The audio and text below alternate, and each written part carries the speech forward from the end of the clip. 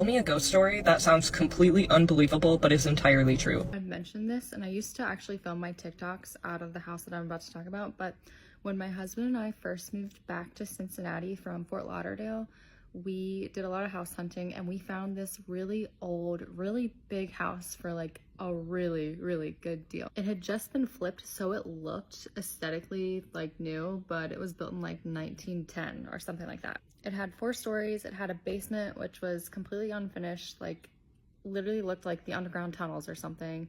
It had the first floor, which was like the main floor with the kitchen, with 2 sets of stairs, the front set and then a back set of stairs for like staff, I guess. The second floor, or I guess the third floor, which was like the bedrooms. There were, I think, 4 bedrooms. No, there were 3 bedrooms on that floor. In one of the bedrooms on that floor, there was like a crawl space that you could tell used to be like a set of stairs to go upstairs to the attic, which had been redone to be another bath and bedroom bath combo. When we first moved in, we were a little uneasy about it like the first night, but we just chalked it up. Like, we had moved a few times, like you're always like a little uneasy the first night. So we chalked it up to that. And I should say I chalked it up to that. My husband did not believe in ghosts, does not like ghost stories, does not like anything like that. So I didn't say anything. But I also stayed at home and he went to work during that time. So I was home all day by myself and my dog. So the floors were the original hardwood floors. My dog would not walk in certain areas of the floor. Like, she literally like would not walk on the floor unless there was carpet down. I don't know if that's because like she got splinters, but she did not like it. When I was at home, I would often hear like clicking noises behind me, like just click, click.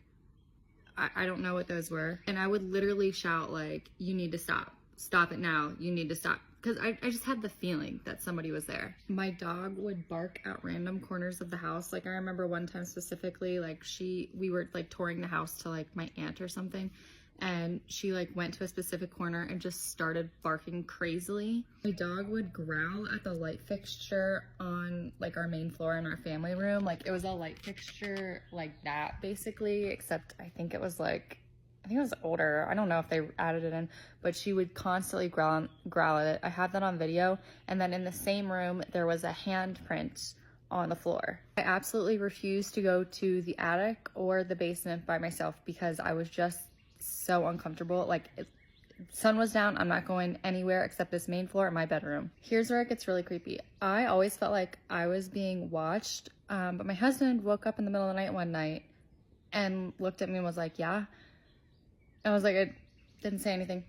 He said he heard his name being called 3 times. Jordan, Jordan, Jordan. And he thought I was calling his name. I was sound asleep. Our owner's bathroom was detached from our bedroom, so we had to walk through the hallway, like literally like out and then to the left to get to the bathroom in the middle of the night. And I swear to God, every single night I swore I was gonna see an apparition. Like, you just felt like you were being watched going to the bathroom. There was never privacy. I'm like getting spooked thinking about it, like being up in that bathroom by myself while my husband's downstairs. Hated it. And my husband refused to be in that house by himself. We had a New Year's Eve party where I had a bunch of friends over, and in the videos you can see like orbs going, and they were all in the kitchen. I didn't see this happen, but they all like swear up and down that this happened. Like 3 different people have seen this happen. They had a glass like set out on the countertop, and the countertop was completely dry and the glass just slid across the countertop. I remember them running to me to tell me that story, and like it would have scared me if I wasn't having this party and like drinking, but at the time I'm just like, yeah, like the hands on the clock that sit right there as well, like the hands have just both dropped at the same time before. Like the hands do not like actually work on the clock. Keep in mind, it's a brand new clock that we had just put up. Now, I don't know the history of the house. I don't know who the previous owners were. I just know when it was built. But we had my aunt come over, and she's always been very intuitive, and we just toured her around the house. And we didn't tour her like, oh, what happened here? She was just literally visiting. So we're touring her around the house, and she points to a corner in the hallway and was like, literally, the spirit was just right there and just flew upstairs to the attic. The corner was the same corner that my dog always went to and barked at. She went up to the attic by herself just to look around, and she came down and was like cracking up, and she was like, yeah, she's up there. She sees everything the way it was before it was remodeled. So according to her, it was like an older woman, and the house had been like a boarding house for like women, I want to say. I think it was women at some point in time. I also forgot to mention that upstairs in that bathroom, like at the in the attic bathroom, there was a crawl space that I like went into to take like a TikTok video, because I was taking TikTok videos at this time. I had like 20,000 followers or something. I was working it. So I like went in to just like tour the house, like for all the people online that wanted to see. And in the crawl space, there was an orb that like flowed through the video, but I edited that part of the video out because people were already saying the house was haunted, and I did not want to acknowledge it. I didn't want to believe it, and I didn't want to see more comments on it because it was already freaking me out. That was 2021. I think the house actually just sold from when we lived in. Nobody has lived in there since we moved out of it, and I think it literally. As I was just filming that last clip, my phone notified me that I'm out of storage and that I need to delete things. So anyway, we only lived in that house for a month. It was some weird thing with COVID. It's a long story. I'll get into it if you want me to, but we ended up moving out. And immediately when we moved out, it was like, we moved into an apartment and it was like, I love this trend, and so I wanted to share one of my stories with you guys. This is probably the most recent thing that happened, and I was reminded of it this weekend talking to friends who own the house that we were staying at. But over New Year's, my family and I traveled to the West Yellowstone area and stayed with some friends at their lake house. And it's a large house, and it's a newer built house, like not in the late 18s or even 19s. I think it's less than 20 years old, this house. But we were staying, my kids were staying on the second floor, and my son was staying in a big room by himself. He didn't want to share a room with his sister. And everything seemed good. He had already spent one night there with no issues. Nobody said anything. Nobody felt anything. The second night, however, my son said that he kept hearing noises in a closet that's kind of adjacent to the room that he was staying in. And then his little sister was in a room here, and then his older sister was in a room over here. And then there's like a long hallway from the big room that was here where my son was staying. Long hallway, siblings are in the rooms. At the end of that hallway is a laundry room. Adjacent to that laundry room is the big master suite. Master suite wall hits against the laundry room. That's important later. So my son says he goes to sleep. He's watching SpongeBob. He's just sort of, goofing around or whatever and just trying to fall asleep. And he starts to hear noises. Everybody in the house is asleep, and he's hearing noises coming from that closet.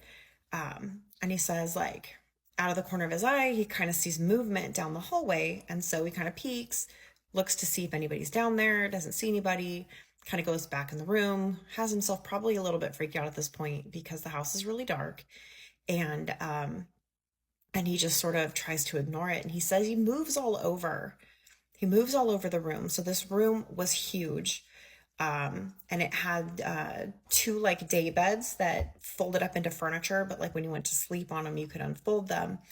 Big couch, an oversized chair, and a big beanbag chair in the corner, and then he had the huge TV. So he was trying to sleep on one of the beds, and he said every time he closed his eyes, he could hear stuff moving in the room.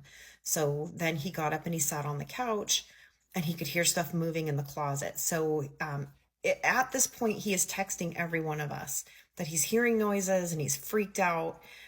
He doesn't want to walk down the hallway. He starts to fall asleep, I guess, again in the big beanbag chair.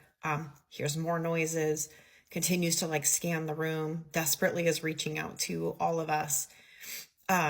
But he says eventually he's so exhausted that he starts to fall asleep. But as he's closing his eyes, he starts to dream, and the dream is that he's staring down this hallway, and at the end of the hallway in the laundry room, he sees a silhouette of somebody, and he is freaked out. He's not going to leave that room to go get his sisters, I'm not answering. I'm dead to the world.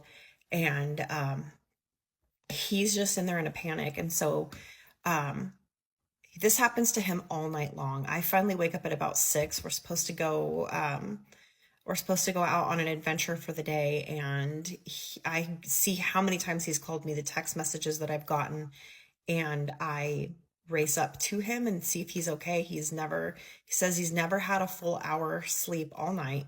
He constantly heard noises. He constantly felt like somebody was either standing over him when he closed his eyes, or he was seeing somebody down at the end of the hallway. So I get him to go to sleep. It's finally daylight, and he feels safe enough to fall asleep. And the poor kid gets maybe an hour, maybe 2 before we have to leave. And go downstairs, and I'm having coffee with our friends who own the home. And he asks me, "Was somebody up doing laundry last night?" And I said, "No, nobody was doing laundry last night." But now I'm interested to hear what he has to say, because I didn't say anything because I didn't want to seem crazy. I didn't want my son to seem crazy. And they had never mentioned feeling anything or hearing anything in the house. So, I'm like, what's he going to say? And he starts to tell me that during the night, he kept hearing somebody rummaging around in the laundry room. And he assumed that one of the kids, felt like they needed some laundry done. So they were doing laundry at like midnight, 2 o'clock in the morning. And so I I kind of assessed, like, is he going to think I'm nuts if I tell him the story? And so I tell him exactly what my son saw, exactly what he heard. And he was floored. He said, they've never really heard or felt anything in the house. That room that my son is staying in, though, is always the coldest room in the house. They've set up a heater, like a fireplace thing in there, stays cold. And their AC units and stuff that they just put in, all of it's broken. Like, none of it wants to work. So there's definitely something going on in that house, but my son did not stay in that room the rest of that trip. And that's just one of many stories. And my son is pretty sensitive, I think, has been since he was really small. And yeah, and that was his ghost story. Do you want to hear a really good ghost story? Okay. Wait till the end, though, okay? All right. So, I'm a widow of 18 years. My husband, Roy, was killed by a drunk driver. And I fell in love with this man when I was 9. Do you remember, ladies, if you were of that age back then, when the Backstreet Boys were like the biggest band there was around, and Leonardo DiCaprio, they all had that bowl cut, that blonde bowl cut? Well, Roy did too. And we all grew up together. We were in 4-H together. I was his little sister's best friend. He was only 4 years older than me. His mom was my guinea pig leader. And when I met him the first night and the first time I ever laid eyes on Roy, she called his name Roy. And he flips his hair and he goes, "What?" And I went, "Oh, like, I'm gonna marry you." And I did. That was the running joke at our wedding. He was amazing. Do you guys remember that first love that you had, that beautiful first love that you had, that you gave your all to, that puppy dog love, that blissful love, that playing house love? That's what I had. I had that fairy tale. And it's gone, but that's not the ghost story. Moving on, I want to tell you this. I went to a Reiki healer about 3 years after Roy died, and he goes over me with the bells, and it stops completely at my heart, and he says I have a tear in my heart chakra, whatever that means. And then he goes down with his hands, but not touching me, just over, and he goes over my womb. Now, he did not know me at all. We didn't have Facebook back then, nothing like that. He didn't know me at all. He didn't know I was a widow, and he didn't know that I miscarried our child 3 weeks before Roy died. And so he goes over my womb and he goes, "Your husband's with your child on the other side. Your husband said he will not leave. He is stuck in the lower vibrational plane because you can't let him go. And you're not safe to let him go. He will stay and make sure you are safe and take care of the child until you are ready." And I just was really freaked out. And I remembered, because Roy knew something was going to happen to him. Now, he took me out to Competition Hill a few months before he died, he took me out to Competition Hill and he said, bring me here when I die. The only thing I ever did good was love you and teach you how to love, and I want you to go on and have that family that we wanted. And I told him to shut up, he's being morbid, we're going to have the family, right? Well, then he died a few months later. He also told my really good friend John, right before he died, like a week before he died, that something was going to happen to him, and he knew that if anything happened to him, John would take care of me. So moving on, I am now with my partner, because I'm with my partner now we've been together for 10 years. But after he died, I was fucking miserable. I believed I had to show to the world, to prove to the world that if I was truly in love with Roy and I was a true wife, that I couldn't live without him. When he died, I died. And I really did, in many, many, many ways. Moving on. I miscarried 6 pregnancies before I had my son Liam with my partner now of 10 years, Joe. And I wanted a baby so bad. That's all I ever wanted in life, is a baby, and Roy knew that. He wanted a baby so bad too. But then let's move on. I finally get pregnant, and it's a healthy pregnancy, and I'm gonna, let's move on to the story, right? So here I am giving birth, and I had a fucking Grey's Anatomy birth. Like, the song Chasing Cars was playing as I was pushing, and as soon as it said, your garden's bursting into life, there comes my son, and I don't care if you say it's the drugs, because I don't think it's the drugs. But I look over in the corner, and there he is. And he's got the biggest smile on his face. And I hadn't seen that smile in so long. He had the biggest smile on his face, and he just nodded. Like, you did it. You're safe now. I can move on now. I love you. But goodbye. And I knew it was goodbye. I knew that was his goodbye. They came to say goodbye. And he was going to go on towards the light now. And,